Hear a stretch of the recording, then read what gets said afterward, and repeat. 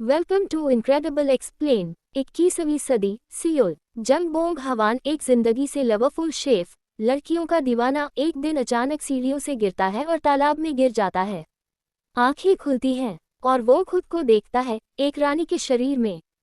क्या मैं लड़की बन गया? अब शाही महल, राजा, रानियां, मंत्री और ढेर सारी साजिशें सब उसके नए जीवन का हिस्सा हैं। बोंग हवान की आत्मा अब क्वीन चोरेन के शरीर में है। वो शाही परंपराओं को ठेंगा दिखाते हुए टेबल पर नाचता है, जोर से बोलता है और सबको परेशान करता है। राजा चोलसोंग को रानी पर शक होता है कि शायद कुछ गड़बड़ है।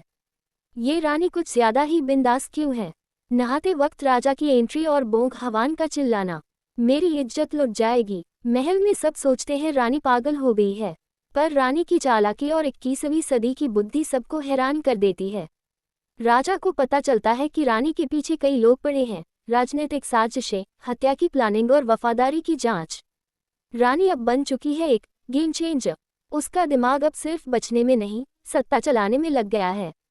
रानी और राजा की नज़दीकियां बढ़ती हैं, लेकिन बोंग हवान का मर्द दिल चिल्लाता है, मुझे ये सब नहीं करना, मैं लड़का हूँ। लेकिन जब रानी के होंठ राजा से टकराते हैं, सब कुछ बदलने लगता है। हवाजिन, राजा की पहली प्रेमिका, अब रानी से जलती है। वो सबको रानी के खिलाफ भड़काती है, पर रानी का अंदाज ही कुछ अलग है। मैं झगड़े से नहीं डरती, मैं बॉस लेडी हूँ। इन एपिसोड्स में दिखता है राजा की असली ताकत और उसकी मासूम शक्ल के पीछे छुपा शेर। रानी का दिल धीरे धीरे राजा की तरफ झुकता है। दोनों मिलकर प्रधानमंत्री किम की साजिशों का पर्दाफाश करते हैं, लेकिन रानी के दिल में अब सवाल है, क्या मैं सच में इस दुनिया से जुड़ चुका हूँ?